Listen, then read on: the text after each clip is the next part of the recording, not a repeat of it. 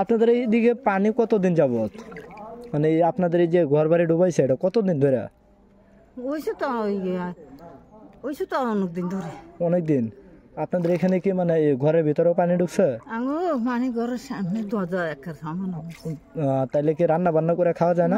কাজের পাশে তো লাদা লাদা বাচ্চারা কাঁদে, তুই যে তিন কিনে আর তো চুলে মানে তুই পাথর নিয়ে খাওয়াচ্ছি। বাচ্চারা কান্না করে? হ্যাঁ, নাতি জম। আপনার এই বাড়িতে কে কে আছে? আপনার বাড়িতে কেউ নাই? বউ আছে।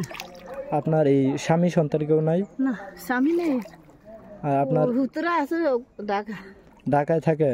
এই যে বন্যার সময় আপনার বাড়িতে আসে নাই, আপনার খোঁজ খবর নাই? না, হুলা শুরুকা খবর লো কইছে টাকা দিয়ে যাইতাম, কান্নে যাইম টাকা। ওইদিকে আরো আগে খাবার নিয়ে আসছিল কেউ? আয় কালকে খালি ওইরা মুড়ি ইয়ে আনছি, শুকনা খাবার দিয়েছে? শুকনা খাবার এই যে চিরা মুড়ি এগুলা না, দিয়েছে? খালি মুড়ি আর বিশুটা চানা। আচ্ছা, তাই আপনারা রান্না করে খান না কতদিন ধরে, মানে ভাত খান না কতদিন ধরে?